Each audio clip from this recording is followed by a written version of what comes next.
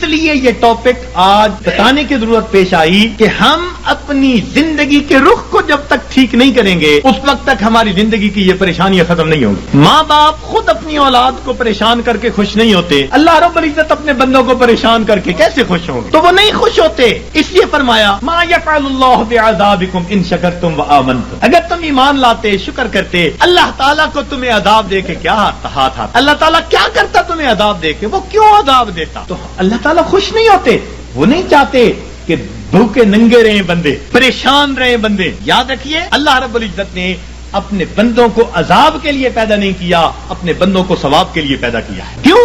فرمایا ان اللہ بالناس لرؤوف الرحیم. جب رؤوف الرحیم ذات ہے تو وہ کبھی پریشانی میں اپنے بندوں کو نہیں ڈالنا پسند کرتے. ہم خود پریشانیوں میں پڑتے ہیں, ہم پریشانیوں کو دعوتیں دیتے ہیں, بھاگتے ہیں پریشانیوں کی طرف. کس طرح سے؟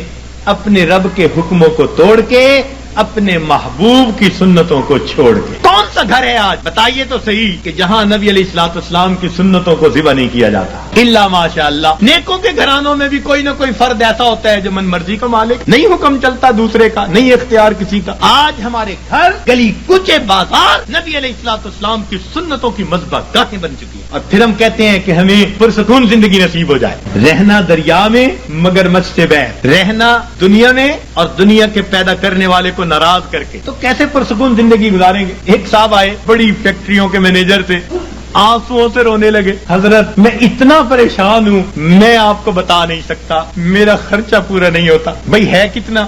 بس حضرت 2 کاریں دی ہوئی ہیں, میرے لیے علیحدہ, بچوں کے لیے علیحدہ. کوٹھی لے کے دی ہوئی ہے, کوٹھی پر چوکیدار, باورچی اور گن مین سب مالکوں کا, پیٹرول مالکوں کا, بیمار ہو جائیں تو ڈاکٹر کا خرچہ مالکوں کا, اور ٹیکس ویکس ہو تو مالکوں کا. اور حضرت مجھے صرف 75,000 مہینے کے ملتے ہیں. 75,000 مہینے کے ملتے ہیں, سارے باقی خرچے مالکوں کے, اور آنسوؤں سے رو رہا ہے کہ حضرت میرے خرچے پورے نہیں ہو. فیصل آباد سے ایک خاتون آئی, پردے میں بیٹھ کے بات کرنے لگی, رو رہی ہے دارو قطار, 5 منٹ روتی رہی, اور اس کے بعد کہنے لگی بس میرے لیے دعا کریں, میرے خرچے پورے نہیں ہوتے. میں نے کہا کتنے فرد ہیں؟ کہ بس میاں بیوی ہیں, اولاد نہیں ہے. تو کتنا خرچہ دیتا ہے خاوند؟ کہ جی ہر مہینے کا 50,000 دیتا ہے. میں نے پوچھا بنتا کیا ہے؟ کہنے لگی بس دوائیوں پہ خرچ ہو جاتے ہیں. اور واقعی ایسے تھا, 50,000 روپیہ اکیلی خاتون کا خرچہ, مگر وہ ڈاکٹروں کے پاتوں میں چلا جاتا. میں نے اس مینیجر اور اس خاتون کو پھر سمجھایا. میں نے کہا کہ اپنی زندگی سے جب تک نافرمانی کو نہیں نکالو گے تمہیں زندگی میں کبھی سکون نہیں مل سکتا.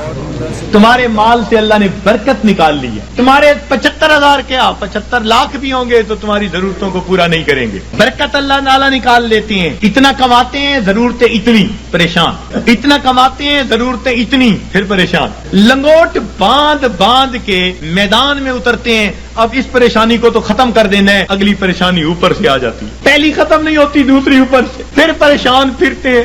کہتے ہیں جی بس رول کے زندگی گزار رہے ہیں. ایک صاحب کہنے لگے کہ جی کسی نے شعر لکھا ہے, ایس دکھی حیاتی دے پینڈیاں وچ, ایس دکھی حیاتی دے پینڈیاں وچ, کدی راہ پہ گئے کدی بھلدے رہ, ایک دیوا امید دا بلدا رہا, لکھ چکھڑ انیریاں دے چلدے رہ, پت جھڑ دے جھڑے ہوئے پتیاں وانگ, اسی تیرے جہان وچ رلدے رہ, پر دامن امید دا چھڈیا نا, اسی نار تقدیر دے گھلدے رہ. تو میں نے کہا کہ بھئی تمہیں پت جڑ کے جڑے پتے کی طرح رولنے کی ضرورت ہی کیا ہے؟ کیوں ضرورت ہے؟ تم اپنے آپ کو پروردگار کے حوالے کرو, وہ تمہیں بے آسرا نہیں فرمائے گا, وہ تمہیں کٹی پتنگ کی طرح نہیں رکھے گا, جھڑے ہوئے پتے کی طرح رولنا نہیں پڑے گا, گھلنا نہیں پڑے گا تقدیر سے.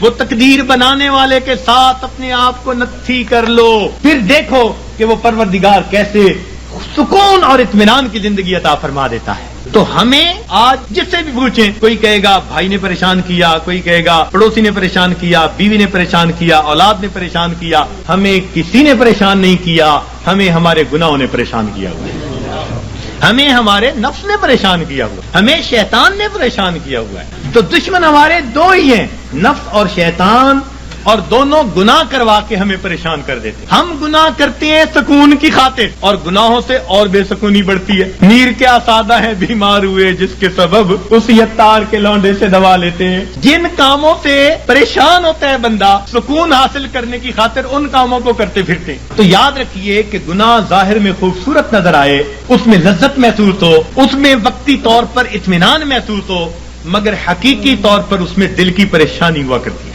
اور جتنا ہم گناہ کریں گے اتنا ہماری زندگی میں پریشانی آئے گی۔ یہ اللہ والے جو گناہوں سے اپنے آپ کو بچا لیتے ہیں، اللہ تعالیٰ ان کی زندگی کو سکون عطا فرمائے۔